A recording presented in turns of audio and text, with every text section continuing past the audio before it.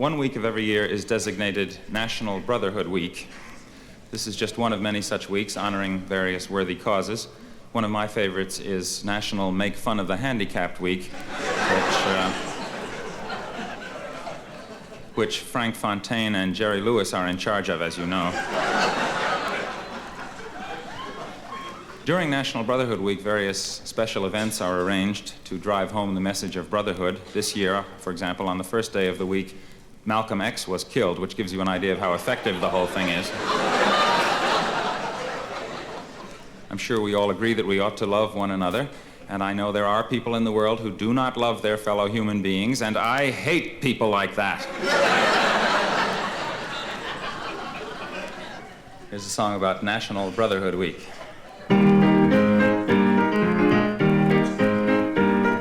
The white folks hate the black folks, and the black folks hate the white folks. To hate all but the right folks is an old established rule, but during National Brotherhood Week, National Brotherhood Week, Lena Horne and Sheriff Clark are dancing cheek to cheek. It's fun to eulogize the people you despise, as long as you don't let them in your school. Oh, the poor folks hate the rich folks, and the rich folks hate the poor folks. All of my folks hate all of your folks. It's American as apple pie. But during National Brotherhood Week, National Brotherhood Week, New Yorkers love the Puerto Ricans 'cause it's very chic. Step up and shake the hand of someone you can't stand. You can tolerate him if you try. The Protestants hate the Catholics, and the Catholics hate the Protestants, and the Hindus hate the Muslims, and everybody hates the Jews. But during National Brotherhood Week, National Brotherhood Week, it's national everyone smile at one anotherhood week. Be nice to people who are inferior to you. It's only for a week, so have no fear. Be grateful that it doesn't last all year.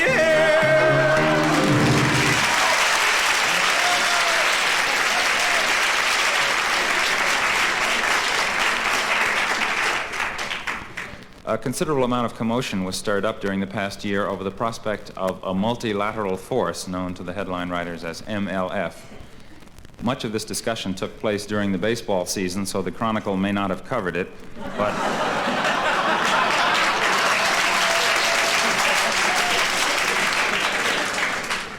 it did get a certain amount of publicity, and the basic idea was that a bunch of us nations, the good guys, would get together on a joint nuclear deterrent force, including our current friends, like France, and our traditional friends, like Germany.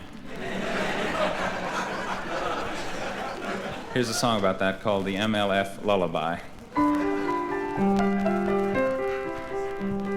Sleep, baby, sleep, in peace may you slumber. No danger lurks your sleep to encumber. We've got the missiles, peace to determine, and one of the fingers on the button will be German. Why shouldn't they have nuclear warheads? England says no, but they all are soreheads. I say a bygone should be a bygone. Let's make peace the way we did in Stanleyville and Saigon. Once all the Germans were warlike and mean, but that couldn't happen again. We taught them a lesson in 1918, and they've hardly bothered us since then. So sleep well, my darling, the Sandman can linger. We know our buddies won't give us the finger. Heil, hail, the Wehrmacht, I mean the Bundeswehr. Hail to our loyal ally. MLF will scare Brezhnev. I hope he is half as scared as I.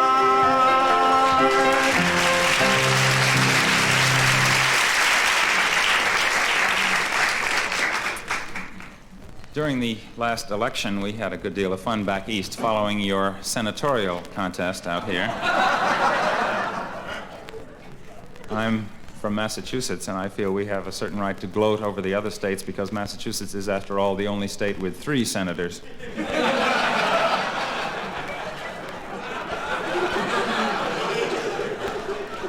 Anyway, here's a salute to your new junior senator. Hollywood's often tried to mix show business with politics, from Helen Gahagan to Ronald Reagan. But Mr. Murphy is the star who's done the best by far. Oh, gee, it's great. At last we've got a senator who can really sing and dance.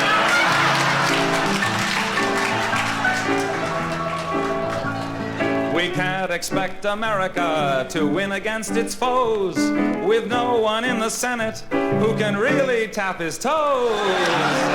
The movies that you've seen on your television screen show his legislative talents at a glance. Should Americans pick crops? George says no, 'cause no one but a Mexican would stoop so low. And after all, even in Egypt, the pharaohs had to import Hebrew braceros. Think of all the musicals we have in store. Imagine Broadway Melody of 1984. Yes, now that he's a senator, he's really got the chance to give the public a song and dance.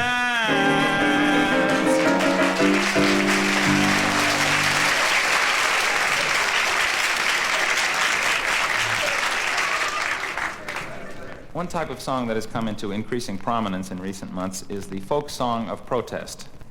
You have to admire people who sing these songs. It takes a certain amount of courage to get up in a coffee house or a college auditorium and come out in favor of the things that everybody else in the audience is against, like peace and justice and brotherhood and so on. But the nicest thing about a protest song is that it makes you feel so good. I have a song here which I realize should be accompanied on a folk instrument, in which category the piano does not, alas, qualify. So imagine, if you will, that I am playing an 88-string guitar. We are the folk song army.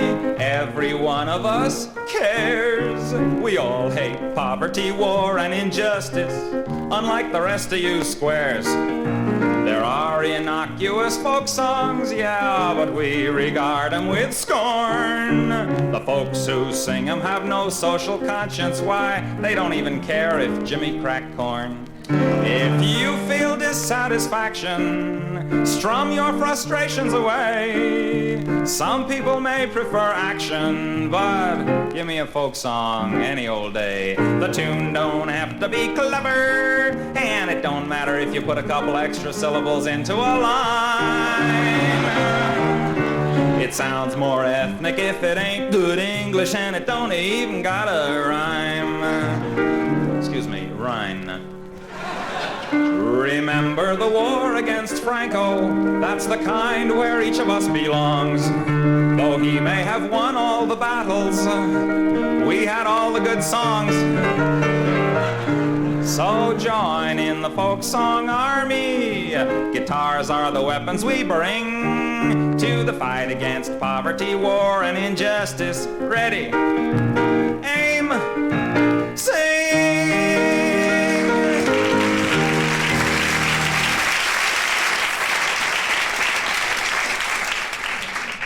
I do have a cause, though. It is obscenity. I'm for it. Thank you. Unfortunately, the civil liberties types who are fighting this issue have to fight it owing to the nature of the laws as a matter of freedom of speech and stifling of free expression and so on. But we know what's really involved. Dirty books are fun. That's all there is to it. But you can't get up in the court and say that, I suppose. It's simply a matter of freedom of pleasure, a right which is not guaranteed by the Constitution, unfortunately. Anyway, since people seem to be marching for their causes these days, I have here a march for mine. It's called Smut. Give me smut and nothing but a dirty novel I can't shut if it's uncut and unsubtle. I've never quibbled. If it was ribbled, I would devour where others merely nibbled. As the judge remarked the day that he acquitted my Aunt Hortense, to be smut it must be utterly without redeeming social importance. Pornographic pictures I adore, indecent magazines galore, I like them more if they're hardcore. Bring on the obscene movies, murals, postcards, neckties, samplers, stained glass windows, tattoos, anything. More, I'm still not satisfied. Stories of tortures used by debauchers, lurid, licentious, and vile, make me smile. Novels that pander to my taste for candor give me a pleasure sublime. Let's face it, I love slime. All books can be indecent books, though recent books are bolder, for filth, I'm glad to say, is in the mind of the beholder. When correctly viewed, everything is lewd. I could tell you things about Peter Pan and the Wizard of Oz. There's a dirty old man.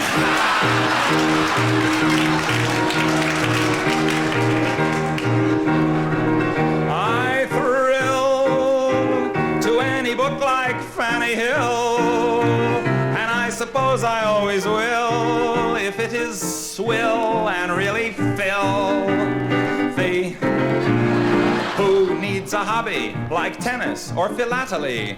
I've got a hobby, rereading Lady Chatterley. But now they're trying to take it all away from us unless we take a stand, and hand in hand we fight for freedom of the press. In other words, smut, I love it. Ah, the adventures of a slut. Oh, I'm a market they can't glut. I don't know what compares with smut.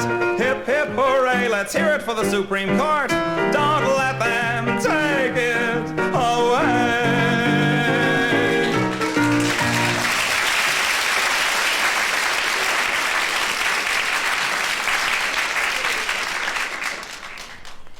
What with President Johnson practicing escalatio on the Vietnamese, and then the Dominican crisis on top of that, it has been a nervous year, and people have begun to feel like a Christian Scientist with appendicitis.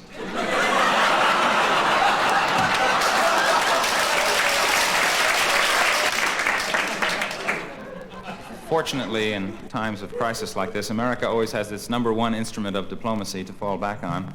Here's a song about it.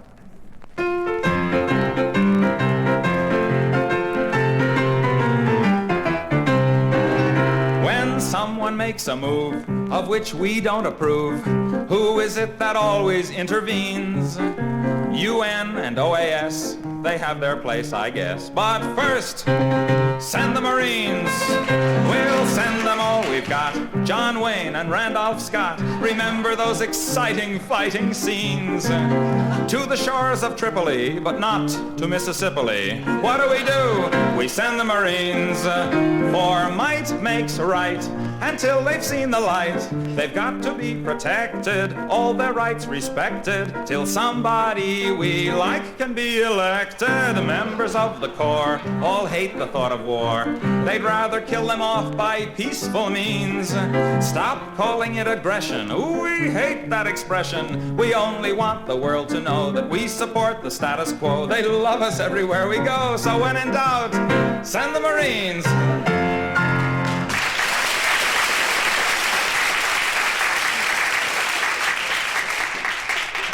Time was when an American about to go abroad would be warned by his friends or the guidebooks not to drink the water.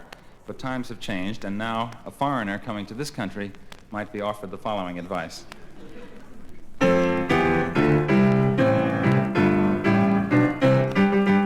If you visit America, American city. You will find it very pretty. Just two things of which you must beware. Don't drink the water and don't breathe the air. Pollution, pollution, they got smog and sewage and mud. Turn on your tap and get hot and cold running crud. See the halibuts and the sturgeons being wiped out by detergents. Fish gotta swim and birds gotta fly, but they don't last long if they try. Pollution, pollution, you can use the latest toothpaste and then rinse your mouth with industrial waste.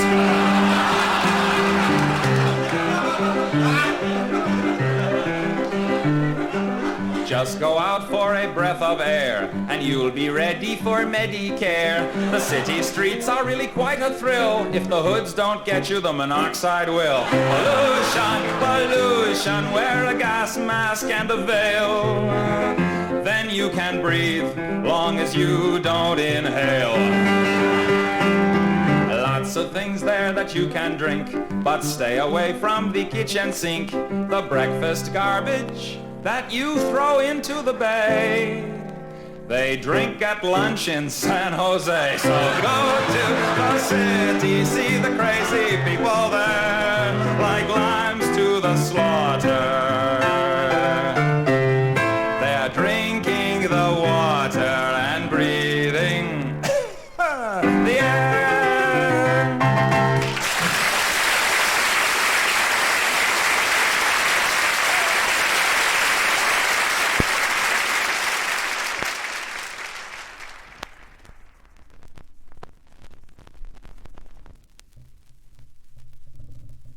This year we've been celebrating the 100th anniversary of the Civil War and the 50th anniversary of the beginning of World War I and the 20th anniversary of the end of World War II. So all in all, it's been a good year for the war buffs.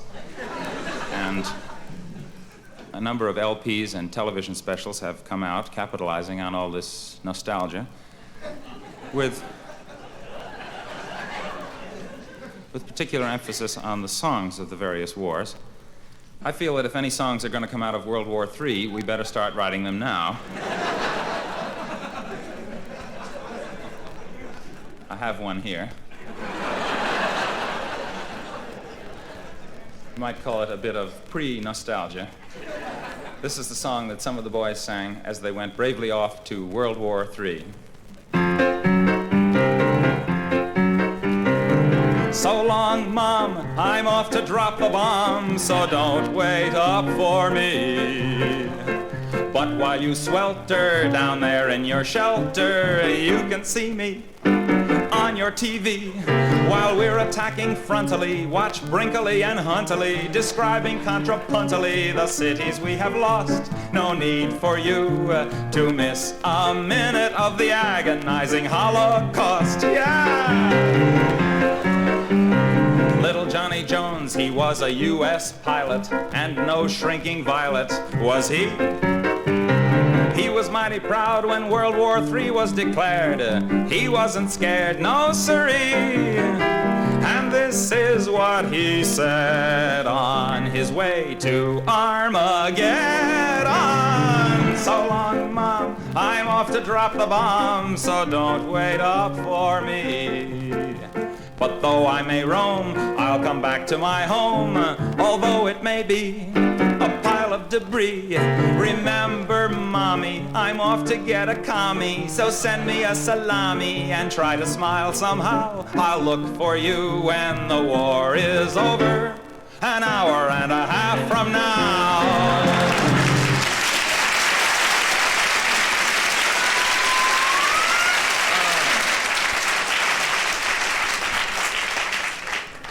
I wonder how many people here tonight remember Hubert Humphrey. He used to be a senator.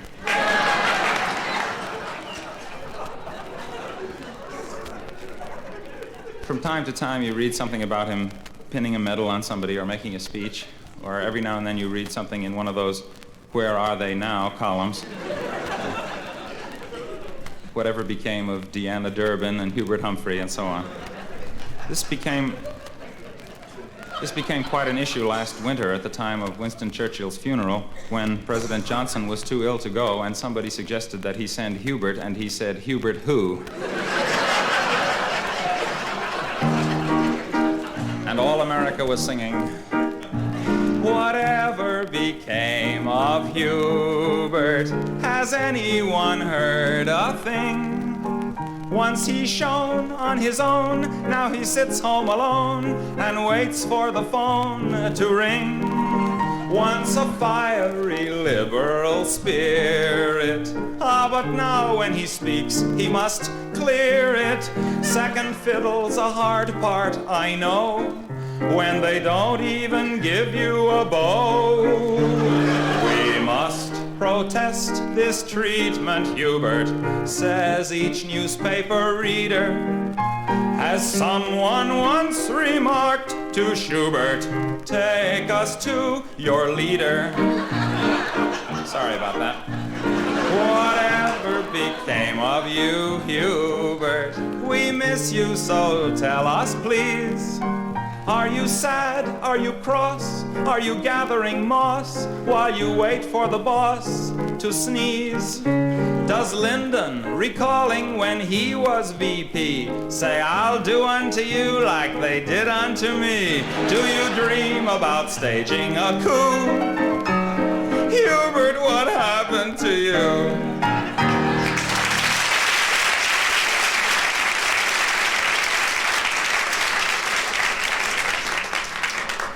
Some of you who have small children may have perhaps been put in the embarrassing position of being unable to do your child's arithmetic homework because of the current revolution in mathematics teaching known as the new math.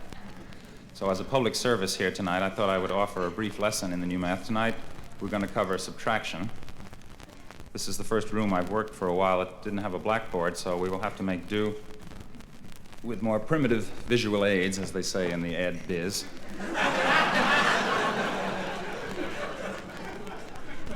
Consider the following subtraction problem, which I will put up here.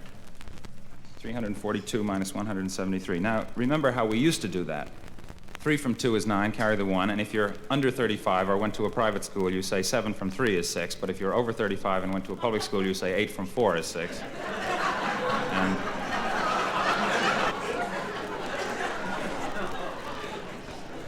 carry the 1, so we have 169. But in the new approach, as you know, the important thing is to understand what you're doing rather than to get the right answer.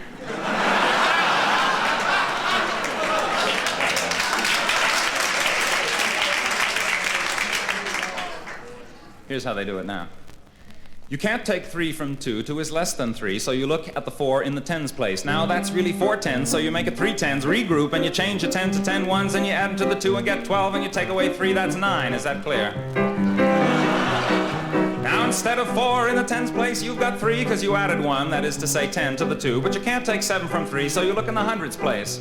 From the 3, you then use 1 to make 10 ones, and you know why 4 plus minus 1 plus 10 is 14 minus 1, because addition is commutative, right? And so you got 13 tens, and you take away 7, and that leaves 5.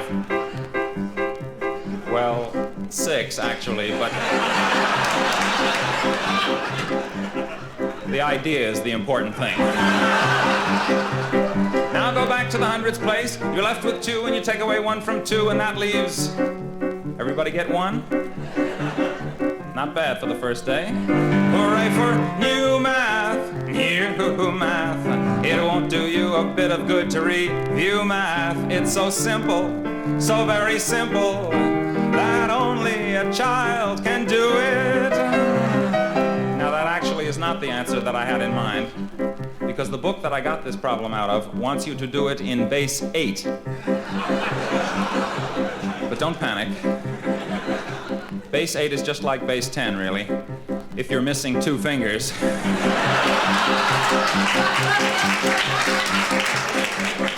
Shall we have a go at it? Hang on. You can't take 3 from 2. 2 is less than 3, so you look at the 4 in the 8's place. Now that's really 4 8s, so you make it 3 8s, regroup, and you change an 8 to 8 ones, and you add to the 2, and you get 1 2 base 8, which is 10 base 10, and you take away 3, that's 7. Okay? Now instead of 4 in the 8's place, you've got 3 because you added 1, that is to say 8 to the 2, but you can't take 7 from 3, so you look at the 64s. 64. How did 64 get into it? I hear you cry. Well, 64 is 8 squared, don't you see? Well, you ask a silly question, you get a silly answer. From the 3, you then use 1 to make 8 ones. You add those 1s to the 3, and you get 1 3 base 8, or in other words, in base 10, you have 11, and you take away 7, and 7 from 11 is 4. Now go back to the 64s. You're left with 2, and you take away 1 from 2, and that leaves... Now, let's not always see the same hands.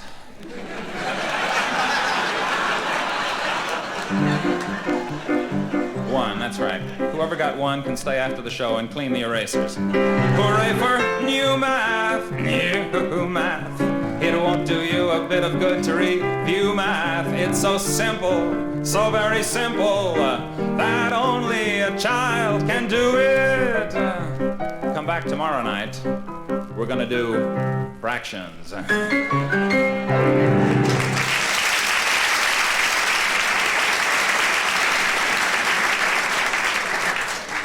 You know, I've often thought I'd like to write a mathematics textbook someday because I have a title that I know will sell 1 million copies. I'm going to call it Tropic of Calculus.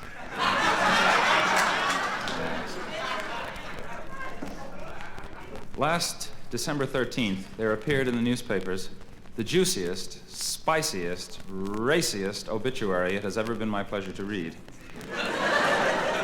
It was that of a lady named Alma Mahler Gropius Werfel, who had, in her lifetime, managed to acquire as lovers practically all of the top creative men in Central Europe.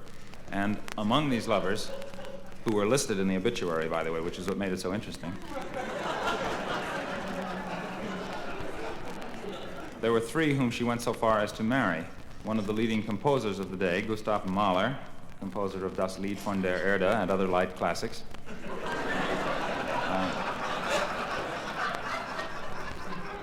One of the leading architects, Walter Gropius, of the Bauhaus School of Design, and one of the leading writers, Franz Werfel, author of The Song of Bernadette and other masterpieces.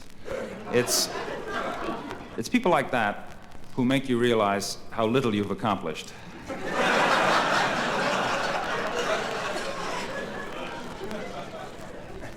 It is a sobering thought, for example, that when Mozart was my age, he had been dead for 2 years.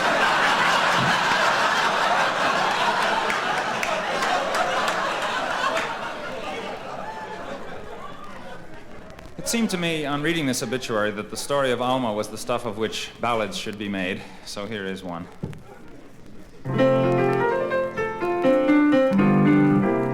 The loveliest girl in Vienna was Alma, the smartest as well. Once you picked her up on your antenna, you'd never be free of her spell. Her lovers were many and varied. From the day she began her bigging, there were 3 famous ones whom she married, and God knows how many between. Alma, tell us, all modern women are jealous. Which of your magical wands got you Gustav and Walter and Franz? The first one she married was Mahler, whose buddies all knew him as Gustav, and each time he saw her he'd holler, "Ach, that is the Fräulein I must have." Their marriage, however, was murder. He'd scream to the heavens above, "I'm writing das Lied von der Erde, and she only wants to make love." Alma, tell us, all modern women are jealous. You should have a statue in bronze for bagging Gustav and Walter and Franz. While married to Gus, she met Gropius, and soon she was swinging with Walter.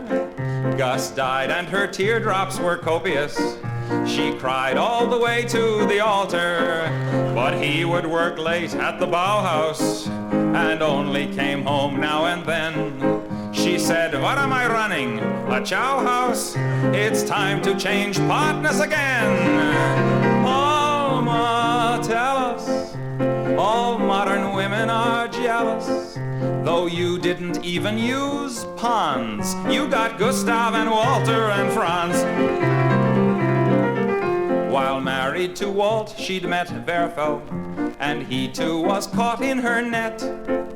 He married her, but he was careful, 'cause Alma was no Bernadette. And that is the story of Alma, who knew how to receive and to give. The body that reached her embalmer was one that had known how to live. Alma, tell us, how can they help being jealous? Ducks always envy the swans who get Gustav and Walter. You never did falter with Gustav and Walter and Franz.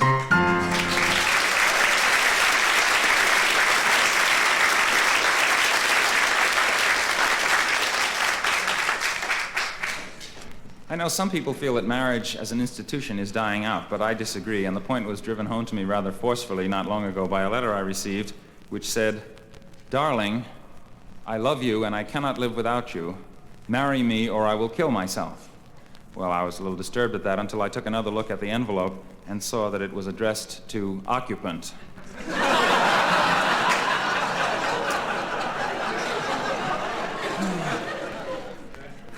Speaking of love, one problem that recurs more and more frequently these days in books and plays and movies is the inability of people to communicate with the people they love. Husbands and wives who can't communicate, children who can't communicate with their parents, and so on. And the characters in these books and plays and so on, and in real life, I might add, spend hours bemoaning the fact that they can't communicate. I feel that if a person can't communicate, the very least he can do is to shut up.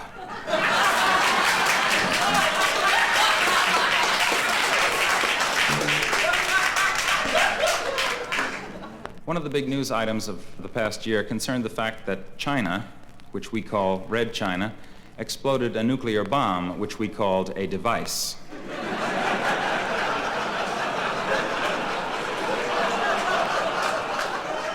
Then Indonesia announced that it was going to have one soon, and proliferation became the word of the day. Here's a song about that. First we got the bomb, and that was good, 'cause we love peace and motherhood. Then Russia got the bomb, but that's okay, 'cause the balance of power's maintained that way. Who's next? France got the bomb, but don't you grieve, 'cause they're on our side, I believe. China got the bomb, but have no fears. They can't wipe us out for at least 5 years. Who's next?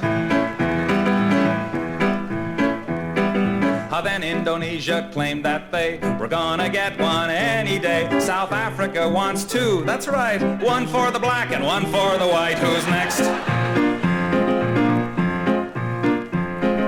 Egypt's gonna get one too, just to use on you know who. So Israel's getting tense, wants one in self-defense. The Lord's our shepherd, says the psalm, but just in case, we better get a bomb. Who's next? Luxembourg is next to go, and who knows, maybe Monaco. We'll try to stay serene and calm when Alabama gets the bomb. Who's next? Who's next? Who's next?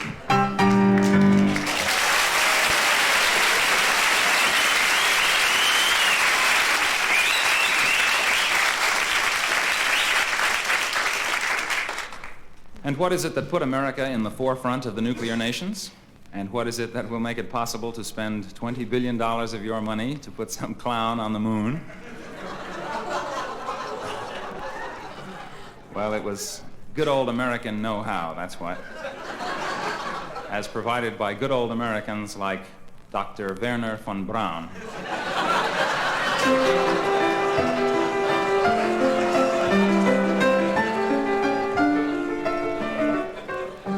Gather round while I sing you of Wernher Von Braun, a man whose allegiance is ruled by expedience. Call him a Nazi, he won't even frown.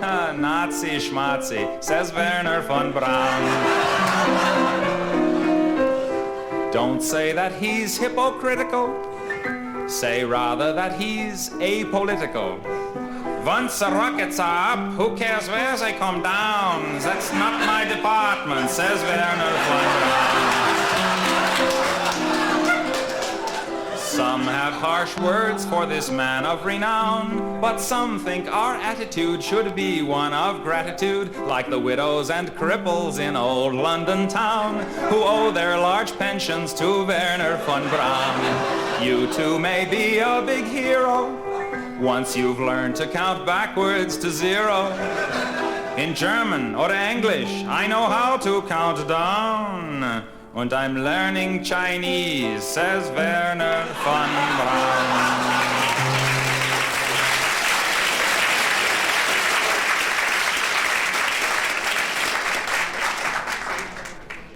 Another big news story of the year concerned the Ecumenical Council in Rome, known as Vatican II. Among the things they did, in an attempt to make the church more commercial, was to introduce the vernacular into portions of the Mass to replace Latin, and to widen somewhat the range of music permissible in the liturgy. But I feel that if they really want to sell the product in this secular age, what they ought to do is to redo some of the liturgical music in popular song forms. I have a modest example here. It's called the Vatican Rag.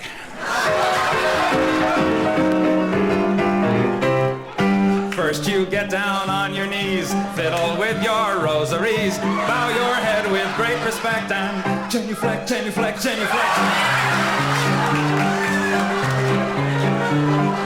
Do whatever steps you want if you have cleared them with the pontiff. Everybody say his own Kyrie eleison, doing the Vatican Rag.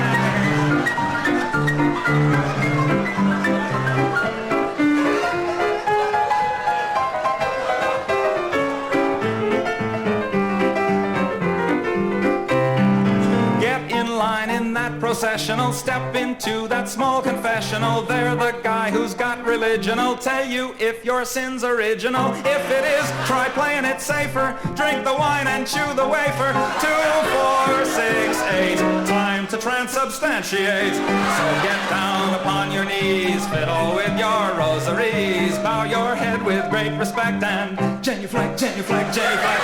Make a cross on your abdomen. When in Rome, do like a Roman. Ave Maria, gee, it's good to see you. Getting ecstatic and sort of dramatic and doing the Vatican Rag.